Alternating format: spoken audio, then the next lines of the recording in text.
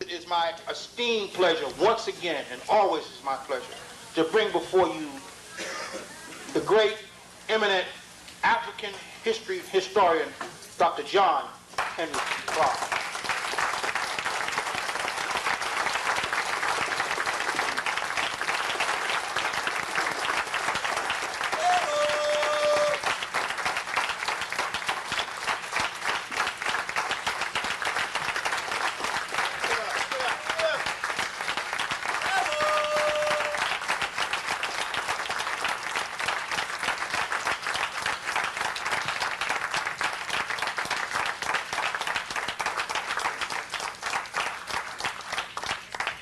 Thank you very much.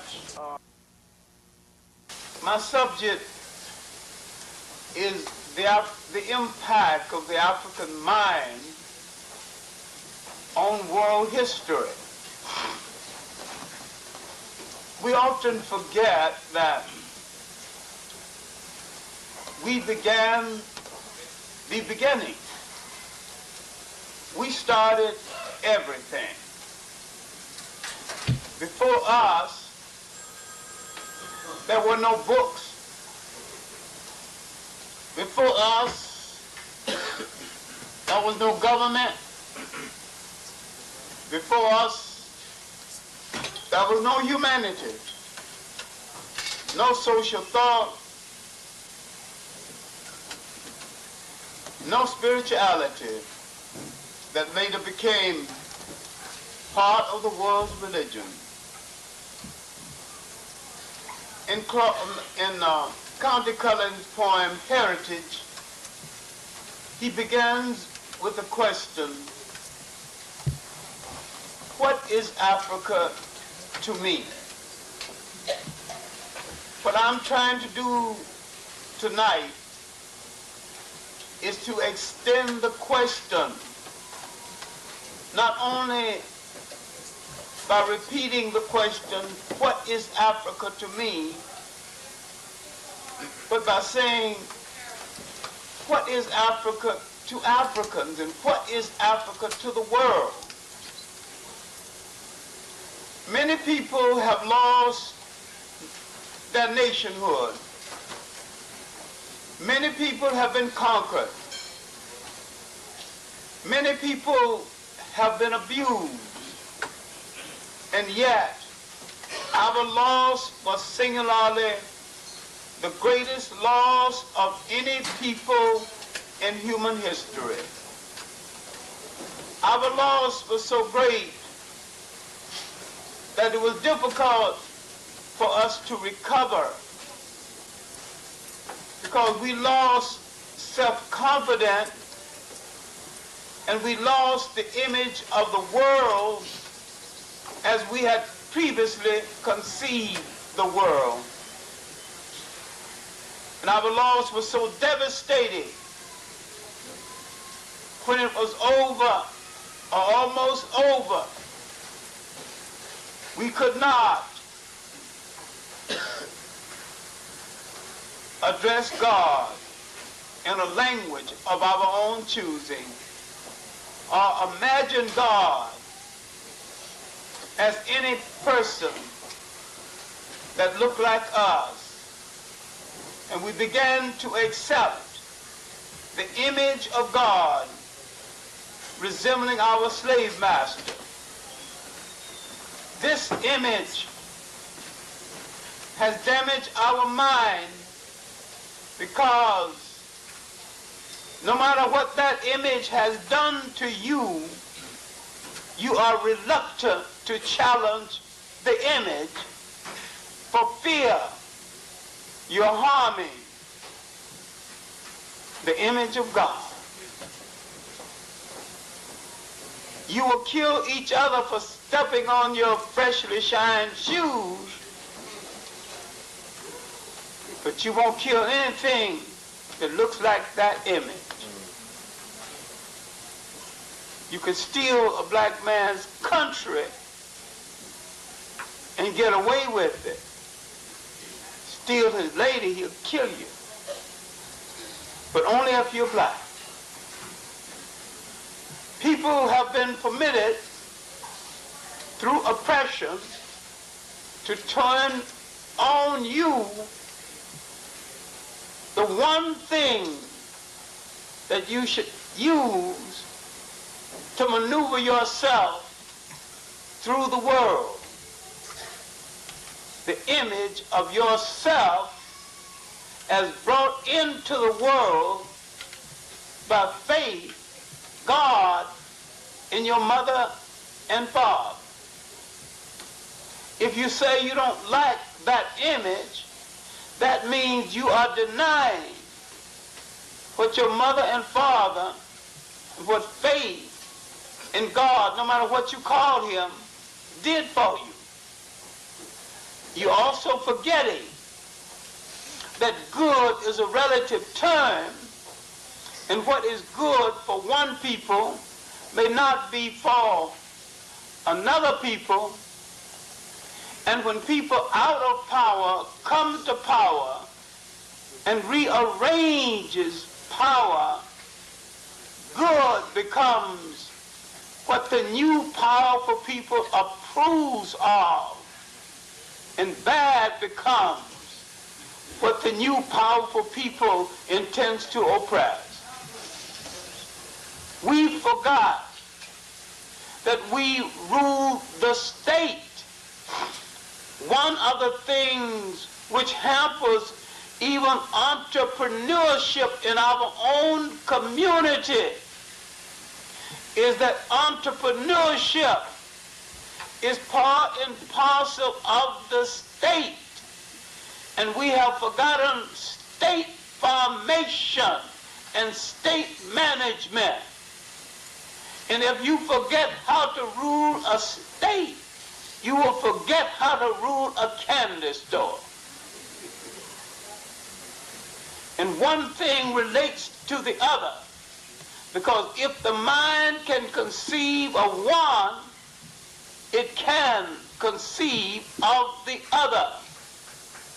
Many people coming to this country, though defeated and oppressed in their own land, comes from a country where they saw their people managing stores, where they saw their people as petty judges, schoolmasters, running things as the basic heads of things. The most devastating blow of oppression that struck our mind was oppression in the United States. And the African has not thoroughly understood the nature of oppression in the United States, nor have the Caribbean people understood the nature of oppression, nor have they understood their own world responsibility in African reconstruction, in giving to the world a new image of the African people in head of a state. Because when they came to power, being a majority, neither in the Caribbean islands nor in Africa did one truly African state with African values emerge.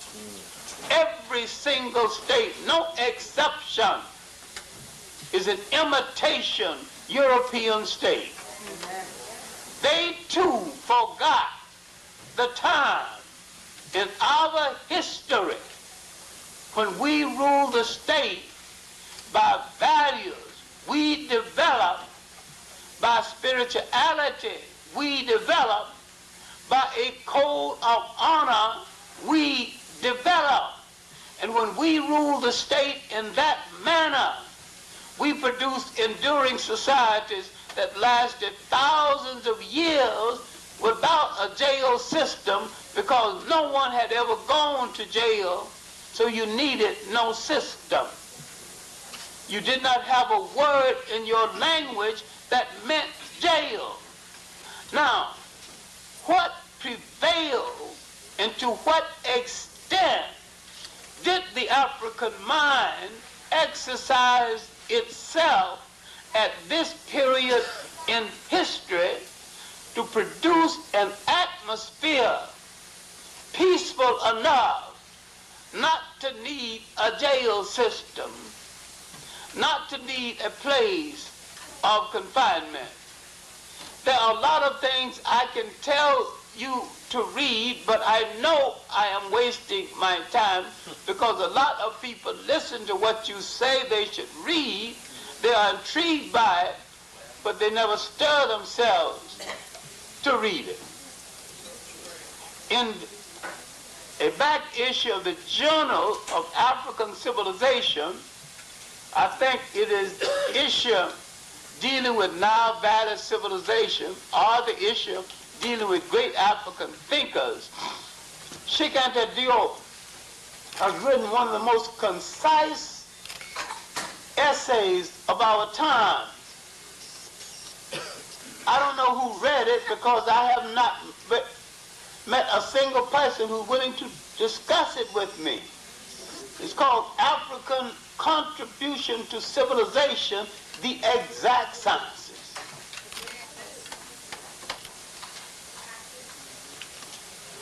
Last year, only a few months ago, his main protege, Theophile Obenga, delivered a lecture from his major new book, The Pharaonic Origins of Greek Philosophy. In this lecture, he pointed out not only that Africa is the origin of Greek philosophy, but that the word philosophy is not even Greek or European. They not only did not create philosophy, they didn't even create the word.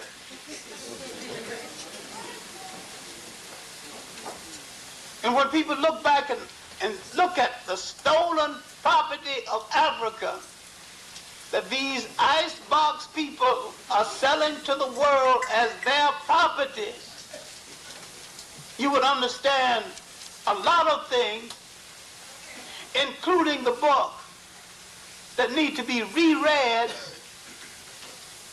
The Iceman Inheritance.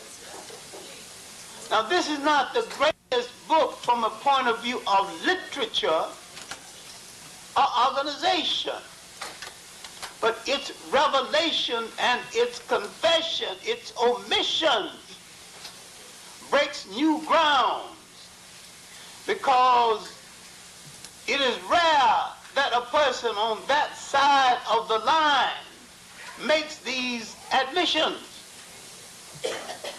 literally saying that Europeans came into the world with a parasitic idea and they maintained themselves in the world by preying on other people and creating a smoke screen to give you the illusion that they are right. Now, if you understood what I'm trying to say, you would understand why peace is deliberately delayed in that little drama in the sand where there can be no clear winner, because the war was stupid from both sides.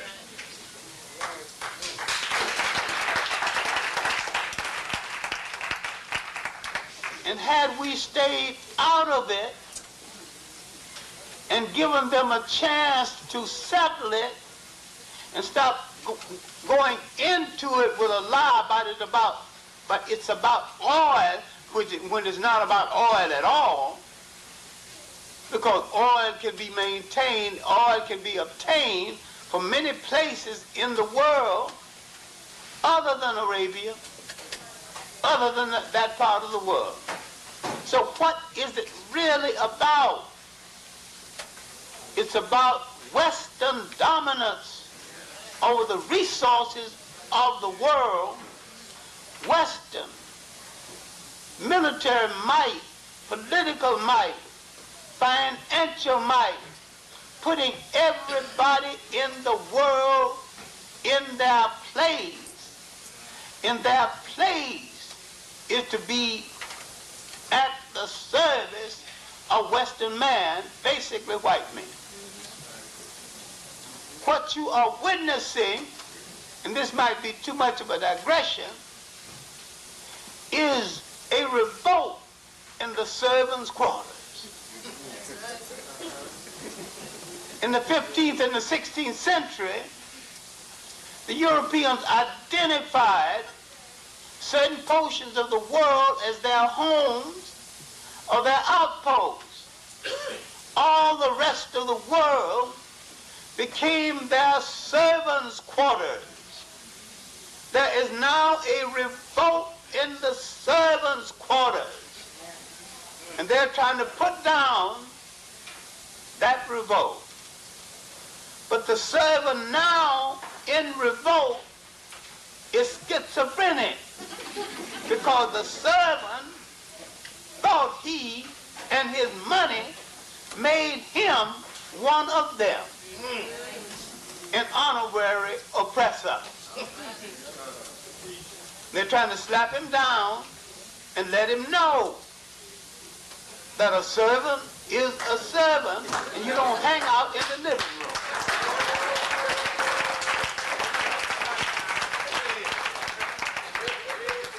And your money don't make you my equal. But the servant got enough nerve to threaten one of their servants, created to serve them, created as a holding station and as a watching post for them. A white nation in an eastern sea. So now the war is more about Israel than it is about oil. But we won't see this because we assume, because we buy mythology quicker than we buy truth, we think it's about somebody's homeland.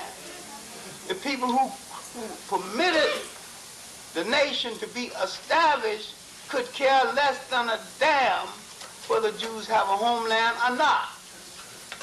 The people who permitted the nation to come into being turned their backs and let millions of them go to the gas chamber.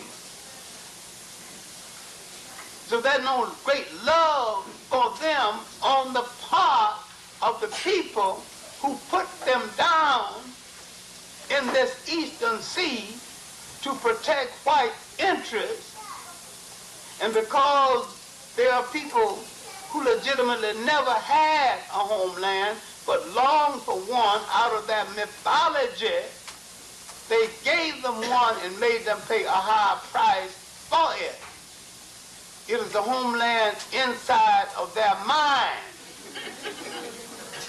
But in actuality, the one they had in the Bible, even if it was legitimate, and I said was not, that one did not belong to those Europeans who were belatedly converted to the faith and who have no direct relationship to the biblical Jews, whoever the biblical Jews happen to be.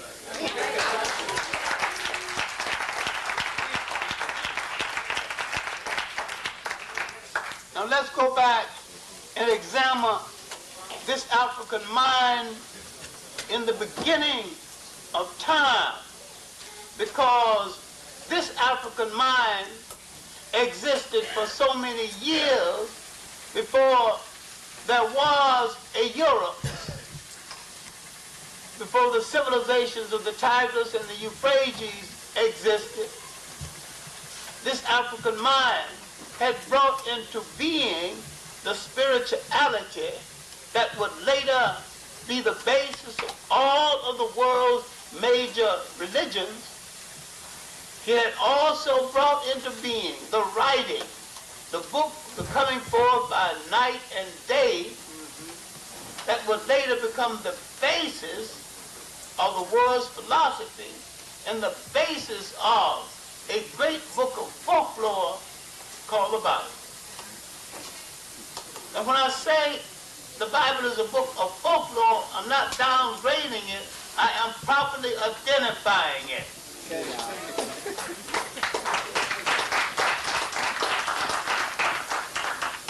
Jewish folklore illustrating moral lessons. The lessons are good lessons. Lessons of truth. Lessons of morality. And I have said before, many times you tell a story to illustrate the truth. If the truth of the story gets across, the illustration need not necessarily be the truth. If you get the point. All right, now I'm going to tell you the old story I've told you 10 times before.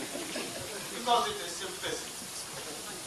Animal called a spider, eating everything in sight. Greedy as he could be. He heard that there was going to be a banquet. 2 banquets, close together. He wanted to go to both of them. So he went near the banquets. He tied a string around his waist. He told one friend, when the banquet start over there, you pull, now come over here and eat. Start over here, you pull, now come over there and eat. Now you guessed it, what happened. Both banquets started at the same time. Both friends obeyed the order and pulled and pulled and pulled until they shrunk his waistline. Now, African mothers to this day tell this story to young people to tell them eat enough but not too much. Now, if the young people get across the truth of what the mother is saying, isn't important whether the illustration is the truth? The illustration was made up, but the lesson from the illustration is true. You shouldn't eat so much. My main point is that in an age where very few people wrote or read books, do not think there was no wisdom in the world. Because men told stories of wisdom. Finally, some people wrote those stories down. And this became the books in the book of the coming forth by day and night, mistakenly called the Book of the Dead. It was called the Book of the Dead because when the British were robbing graves throughout Egypt, some Arabs stumbled on a grave and found a great manuscript. And the British wanted to buy it. They said, where did you get it from? He pointed to one of the tombs where you stole it. He said, from those dead people over there. And the British called it the Book of the Dead. The Africans called it the Book of the Coming Forth by Day and Night. This would be one of the most influential books in the history of the world. Because with the Hebrew migration in Africa, into Africa, they would read this book and other books and copy from them the basis not only of their religion, but the basis of so much of their literature. I am not trying to delegitimize anything. I'm trying to explain the nature of its creation, and that all of this was a creation of the African mind. There was another book among the many books, Papyrus of Annie, Papyrus of Kunafa.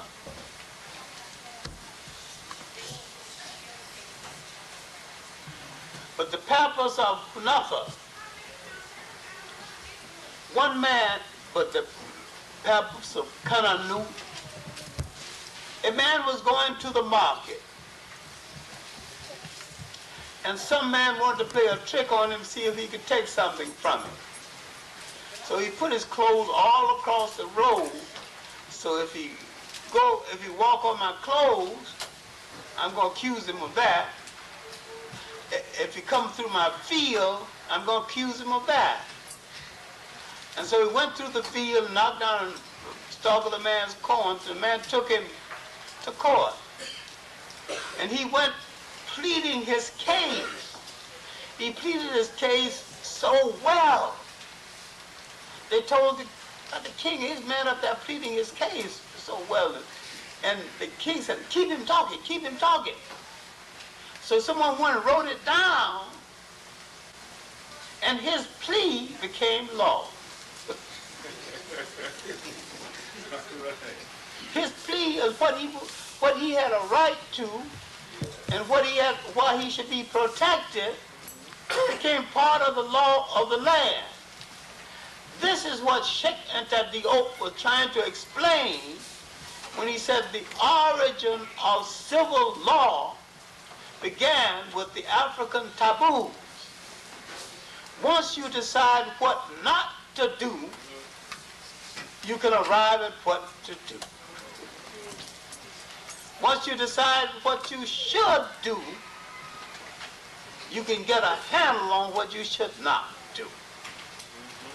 Taboo means what you should not do. That's the first thing the African arrived at, what he should not do. And by a process of elimination, he could find out what he should do. This was the beginning of civil law. Not the laws of Hammurabi that came 2000 BC.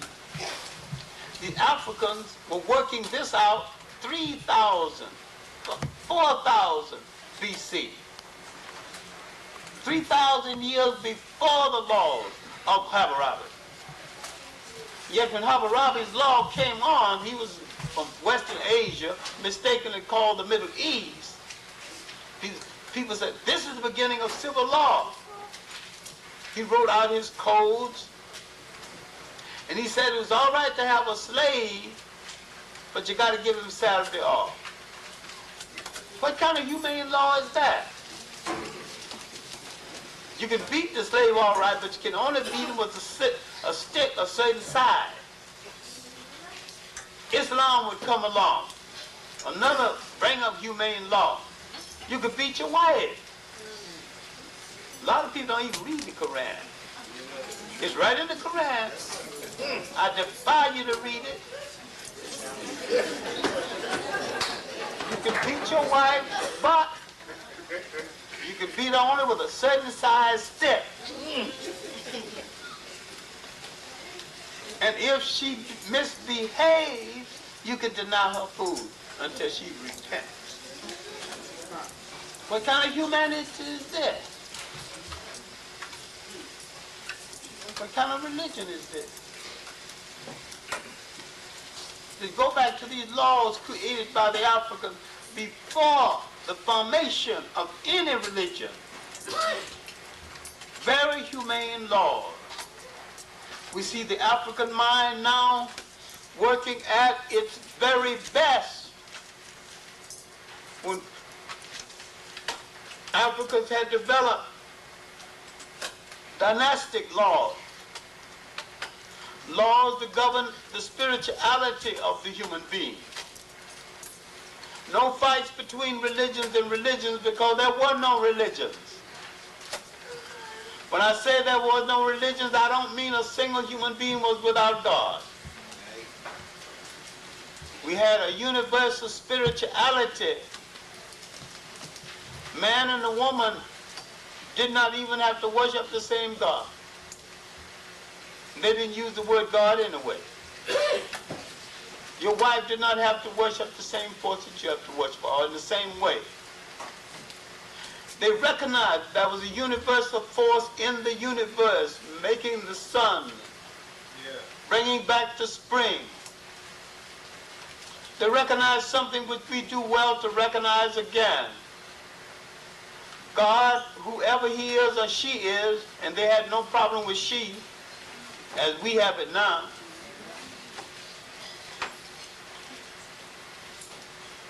is a part of everything. Everything that lives, is a part of the force of the universe. And whoever the spiritual force of the universe is, he or she is a part of all living things. They did not build churches. They built symbols of the spirituality. Because if you wanted to pray, you didn't necessarily have to go to church, because spirituality was a 24-hour thing every day in the week. If you want to pray to your God, you could pray to the wind, because God was in the wind. Pray to the river, because God was in the water. Most important thing, pray to yourself, because God was a part of you.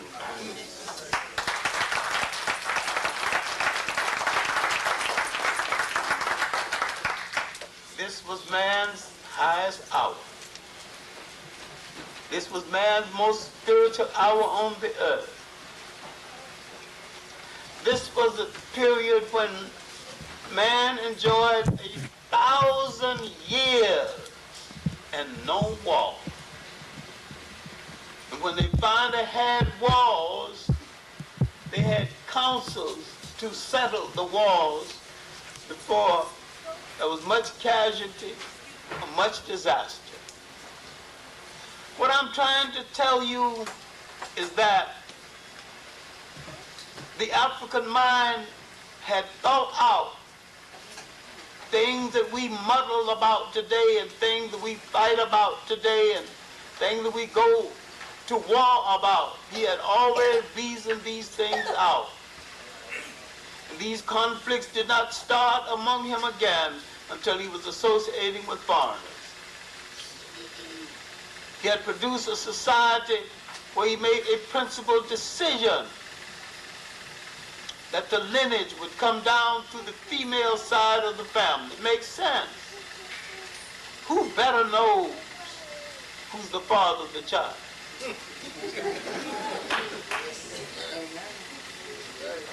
She would determine that. In this society, the king's son could never be king, but the king's sister's son could be king. Women did not come to power just because they were women. They came to power because it was their turn. She had to wait her turn just like a man. But once it came her turn, nobody could stop her from taking her turn. She could yield if she didn't want to be king or pharaoh. But no one could deny her her chance.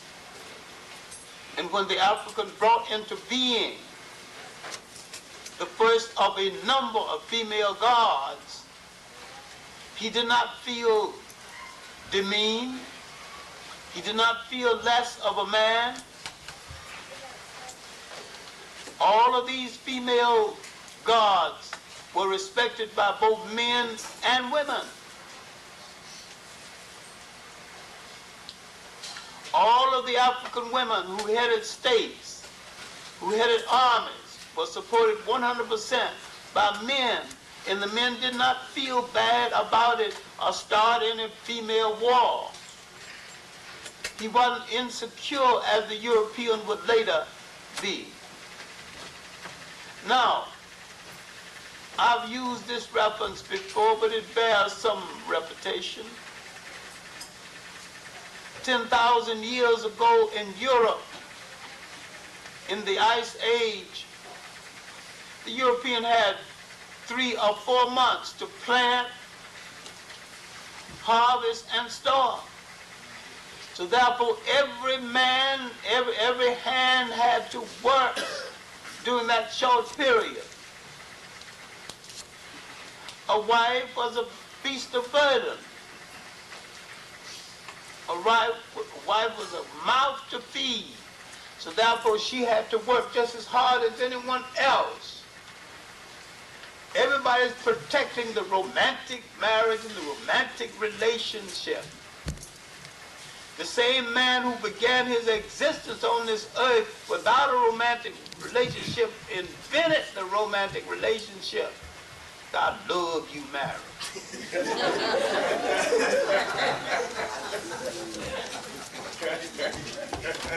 People didn't come together in Africa, I love you. They came together, I respect you. And the old ladies and old men and uncles and members of the family, after you get a certain age, and sometime before you get a certain age, they've got someone picked out for you. Oh, you can knock it if you want to, but you did get one. I bet you'd appreciate somebody picking out one for you now.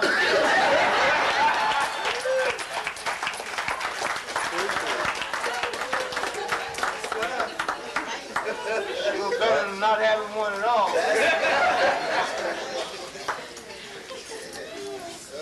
They worked out a system where no girl at a certain age was without one.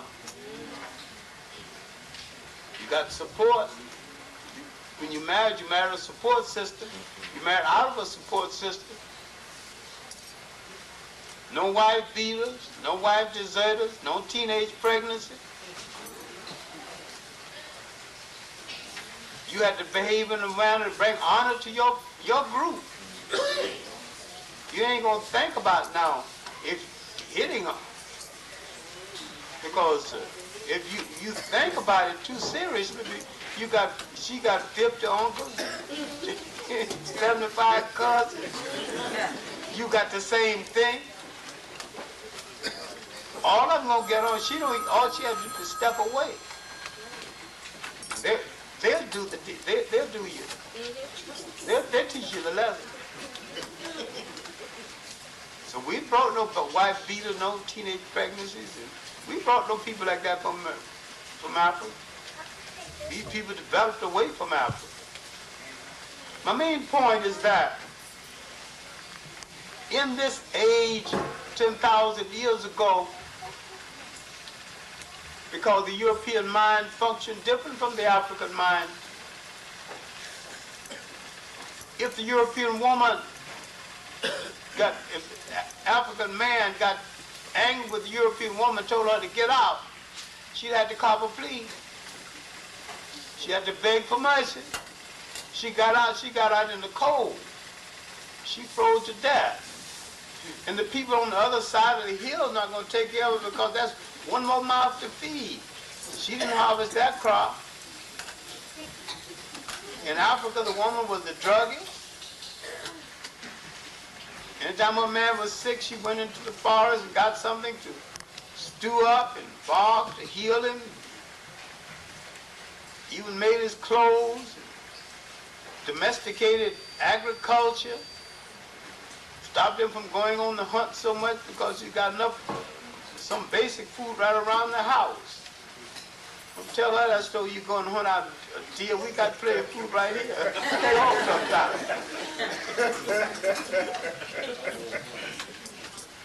I'm the deer. Hunt me.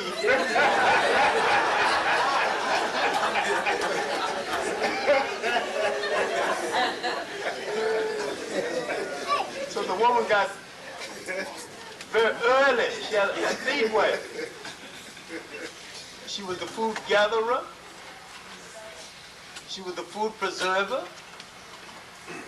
She was the person that knew what leaves, what branches, what oils would cure him if he got ill. You think he'd come home and play the fool and tell her to get out? Get out where? Who's going to take care of it? Now you can see why he'll make her a god and why there didn't become no gods in Europe. His mind was very logical. Yeah, she just had just much right to be a god as a man. And he made her so. You study the book When God Was a Woman. You study Sheikh Abdul of the culture unity of Black Africa. Study his chapter on the female gods of Africa and the attitude toward females, period. This was the African mind functioning in humanity.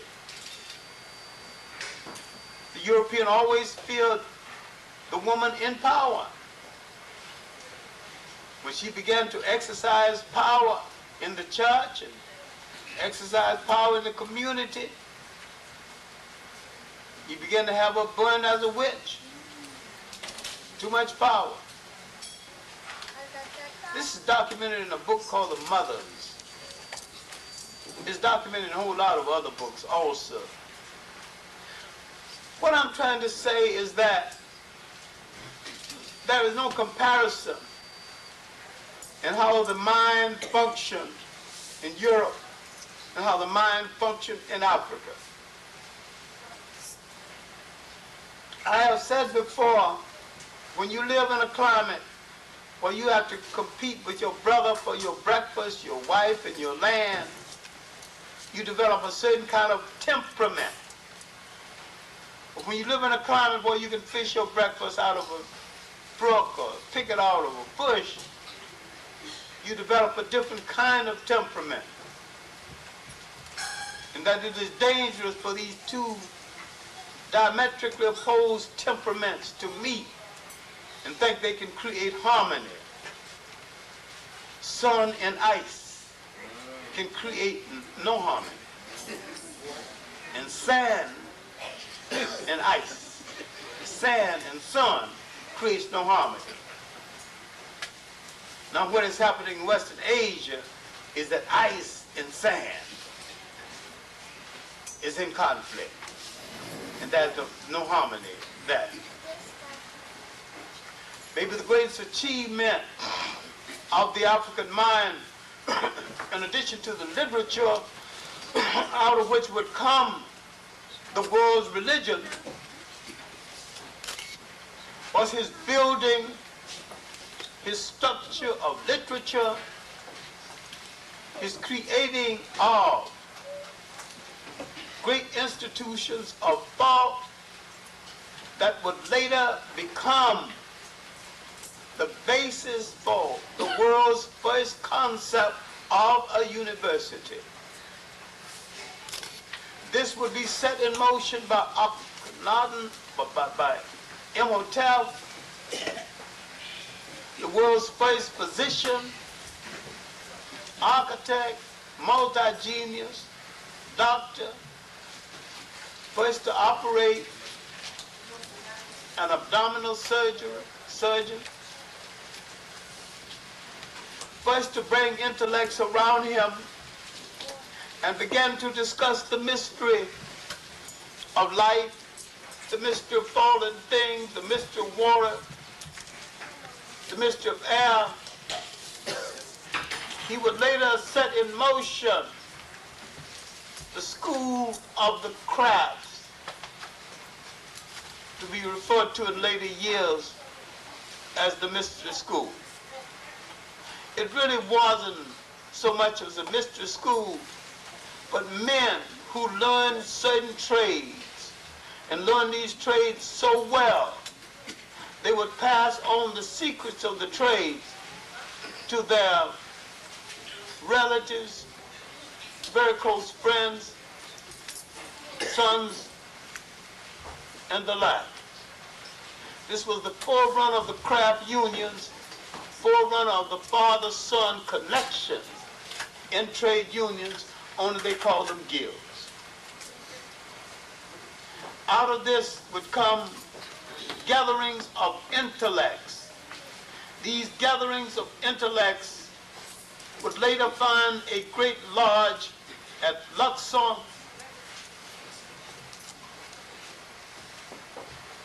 The Arabs called it Luxor. The Greeks called it Thebes. The Africans called it Warat. But this great lodge, the first semblance of a university, men had to go there at the age of 7 and study 40 years before it's decided whether they could continue to be a senior oracle, a senior teacher. If they continued until they were 70. They were let loose on the public. He served the public the rest of his life free of charge. No exchange of money.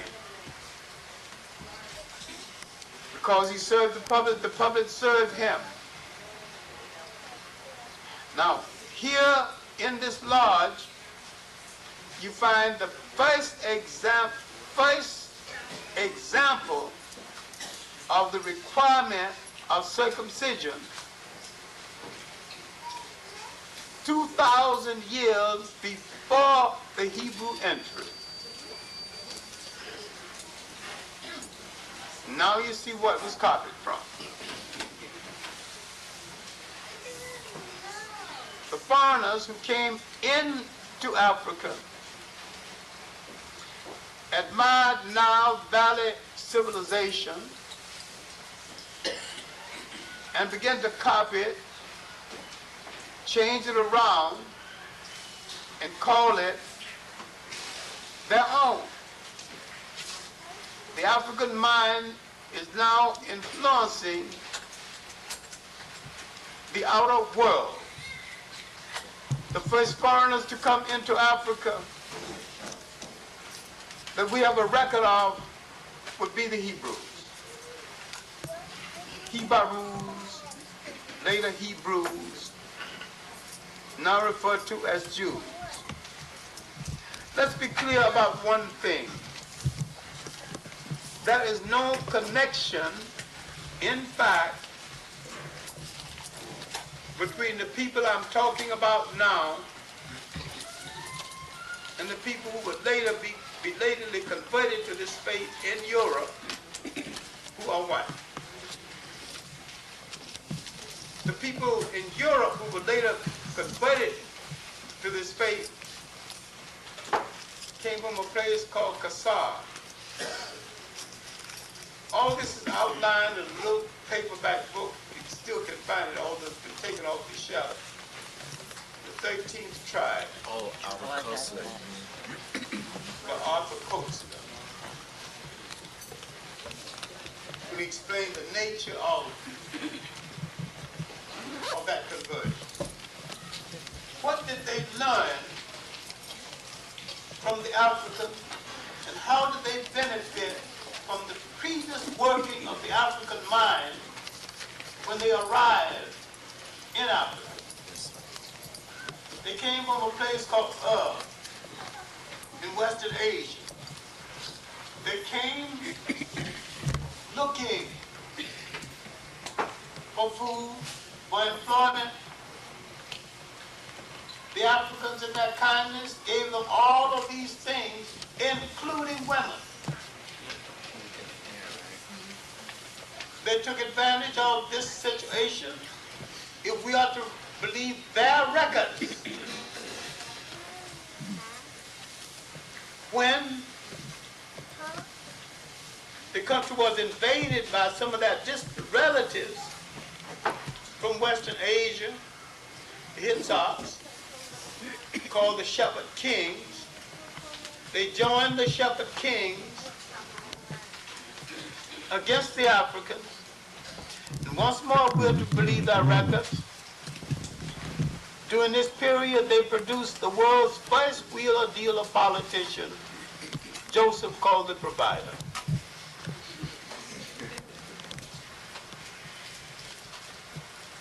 Also during this period, they rose to high positions with the foreign kings.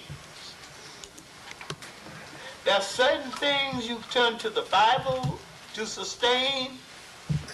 There are certain things you turn to pure history. When you turn to pure history, you do get a record of some people from Western Asia coming into Africa, being treated with hospitality by the Africans, who would later join foreigners against the Africans. finally, they learned in Africa. Now, the one story they tell even today that is not sustained by anything other than folklore that black people haven't found time to question is the story of their enslavement in Egypt. There is not one iota of proof anywhere in existence, not a single document that proves their enslavement in Egypt. If they were enslaved in Egypt, their own folklore or literature repudiates the slavery. How could they leave Egypt worshiping a golden calf with their civilization intact, their religion intact, taking that cow, that gold, the ornamentation? Where would a slave get enough gold to make a golden calf?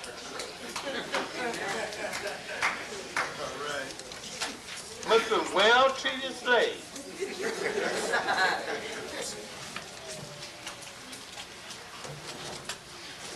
Then allegedly led by an African named Moses.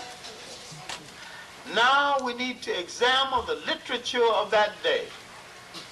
When we examine Egyptian literature, we find no evidence of this folklore. Some folklore is partly sustained by history. Some is pure imagination. And how could they escape from the Egyptian army by crossing a river when the Egyptian army controlled both sides of the river? They would escape from the army on one side only to fall into the arms of the army on the other side. You read a little book called When Egypt Ruled the East, you will understand before the building of the Suez Canal, all of what you now call the Middle East or Western Asia was an extension of Africa in the first place. But the important thing is that they came into Africa with no clear language, no clear religion, no clear culture. When they went out of Africa, they had all three. Whoever they were when they came into Africa, culturally, religiously, and linguistically, when they left, they were an African people. They had an African tradition copied from Africa. And they would be reborn using an African way of life. They entered history through this sojourn in Africa. Who heard of them before? What did they do in Babylonia before?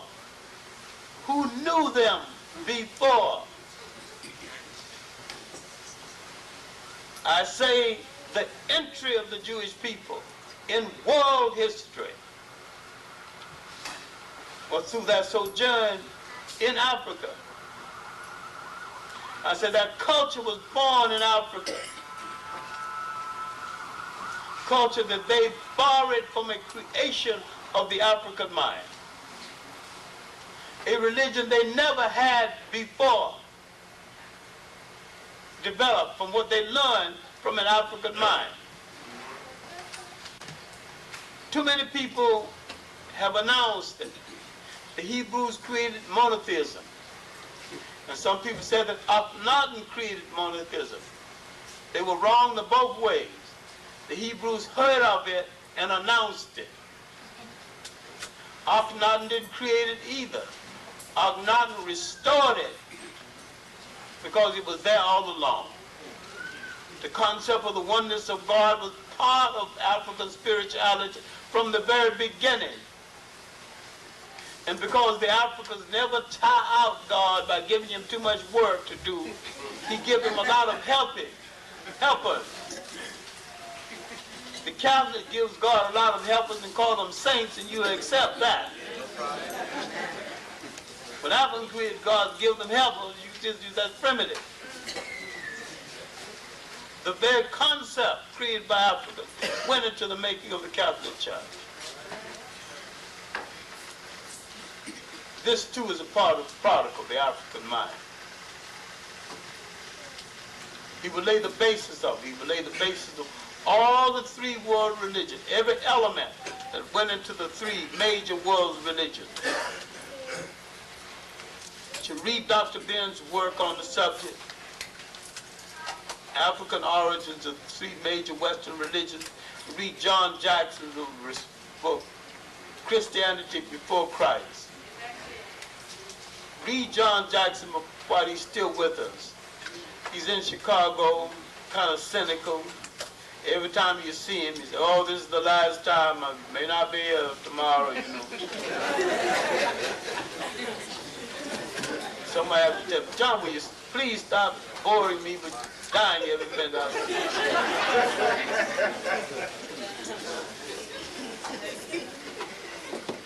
But he's had a rough time of it. John is North Carolina Light Brigade, and could have passed for white if he wanted to, and every time he wants an apartment in New York, he just go past for white and gets it, you know.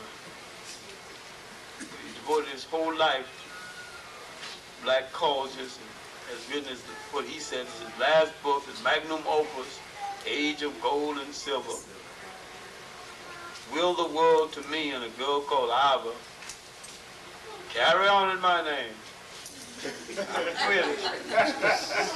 83 years old, that ain't nothing. Du Bois is 95 and had laid out a plan. Well, that it would take him 50 years if he finished it at 95. Chancellor Williams is about 92 right now. He's in a nursing home in Washington. Now, what I'm trying to say to you is that we have inherited a spirituality created by the African mind. We have inherited the basis of a technology created by the African mind. We have inherited philosophical thought created by the African mind, documented in C.L.R. in George M. James' Stolen Legacy. More documented now in the new book by Obenga, The Pharaonic Origins of African, of Greek civilization and Greek culture. And still again in Sheikh Anta Diop's new and still unpublished work, Civilization of Barbarism. There's a lot of people who've done that work well. You have read them well. White man named Martin Bonnell, comes along with a book called Black Athena. Whole lot of people been living a long time, haven't read one single book by a black writer on the subject who writes considerably better. He takes most of his references from black writers. All the black writers who haven't read any black books are now reading Martin Bonnell, quoting him. And he got most of his stuff from Dr. Ben. Hung out in his class. Some of you need the sanction of white. And I don't know what it is, but our minds, our craving for imported things or things from outside. I've already told you the story of Jamaicans who like good pies and fruitcakes. The war came and they couldn't get the ingredients imported. Some enterprise in Jamaica took some local fruits, stamped the word imported. They bought it. When the war was over and they could get ingredients from England, he finally told them he was eating Jamaican fruits all along. That's because you keep on chewing it. They stopped buying it, the man comes and went out of business. Doesn't matter if somebody else's ice being colder. We have to gain more confidence in ourselves, and we have to read more than just philosophical literature. We have to read the great political literature written by the African mind. The work of Nnamdi Ezekwe of Nigeria, African Renaissance, his book on Liberia, his autobiography, African Odyssey. Read the great writers from Nigeria, from Ghana, Casely Hayford, The Truth About the West African Land Question, his nationalistic novel, Ethiopia Unbound. Another work by Dankwa, a great spiritual political leader of Ghana, The Canned Doctrine of God, Chema Bukwa Handbook. Another great work written before independence toward nationhood in West Africa.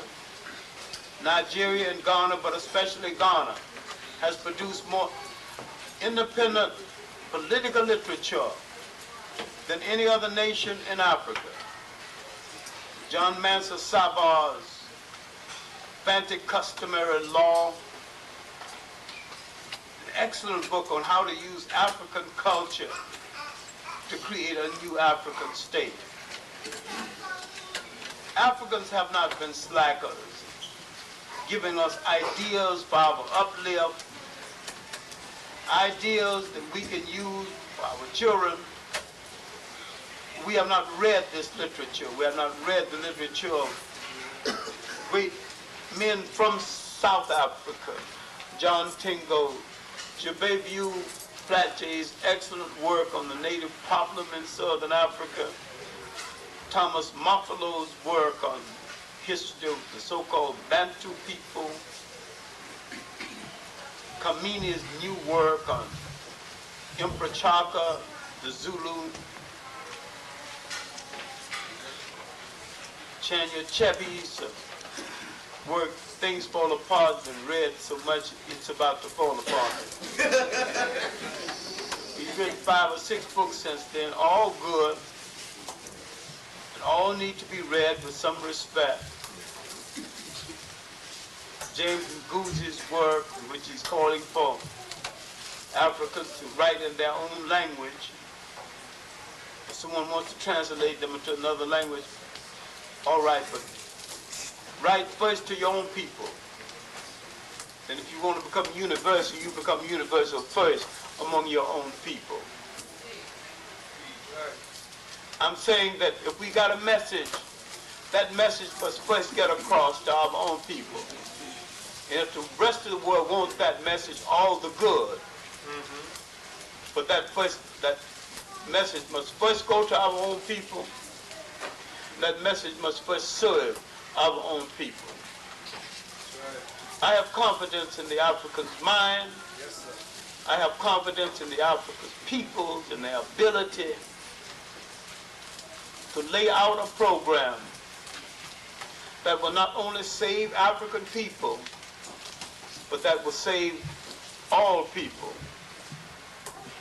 And for our salvation, we must consistently turn toward ourselves, our writers, and our literature. We must turn toward some of the new women writers, although I find some a little hard to take. Especially this woman, Sharon Ali, in her silly book.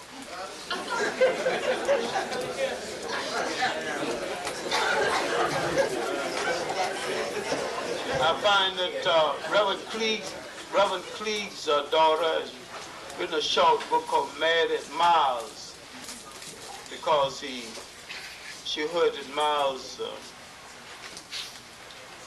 what's his last name? Miles Davis didn't treat Cicely Tyson right. And from that, she took off and did a very good dissertation on women in general. I thought that was more intelligently written and some kind of depth that you could get a handle on, and it's usable. There's a debate going on about man sharing, whether we should consider it or not. My answer is you can do it with intelligence and respect and dignity. Think about it, but if you can't do it, it's going to be just unofficial pimping, forget about it.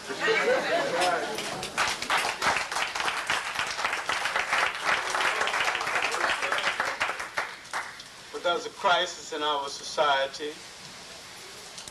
There is a crisis in the relationship between man and woman and family.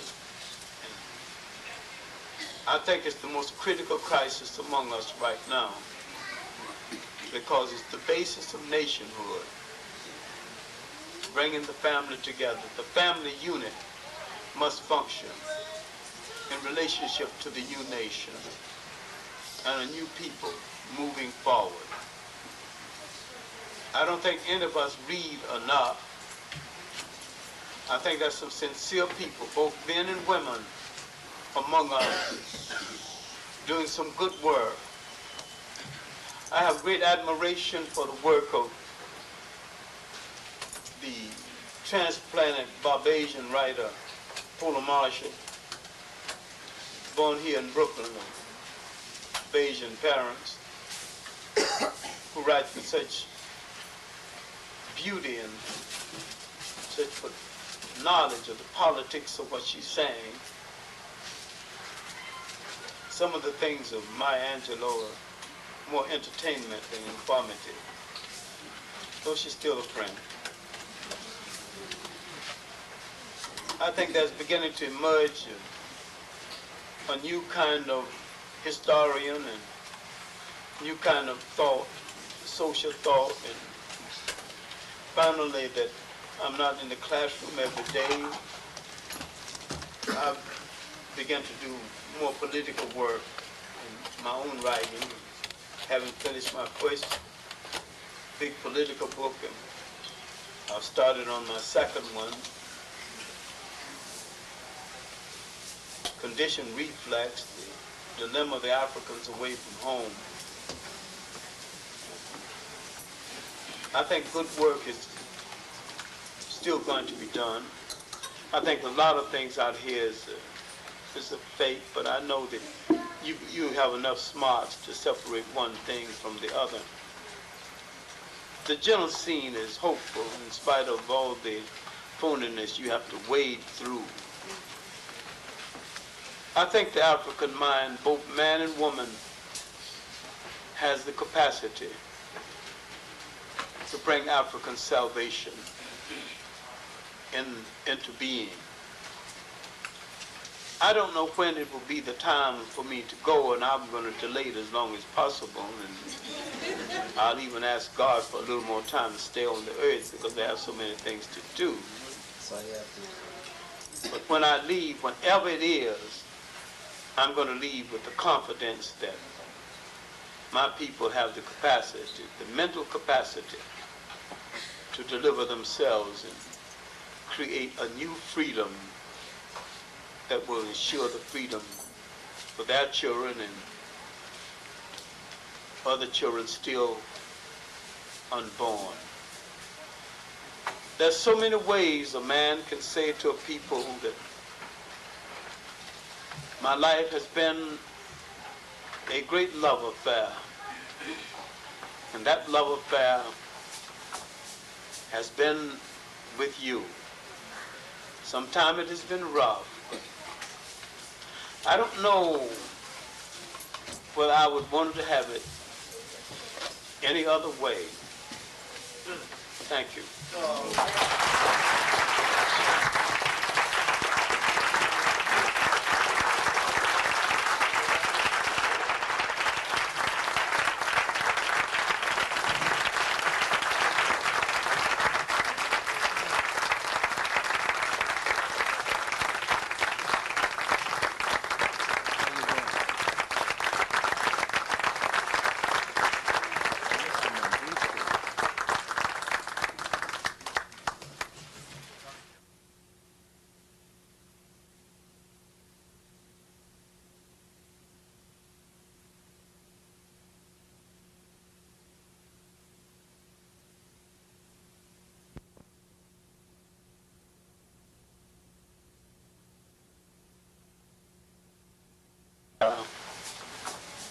Has been with you. Sometimes it has been rough. I don't know whether I would want to have it any other way. Thank you.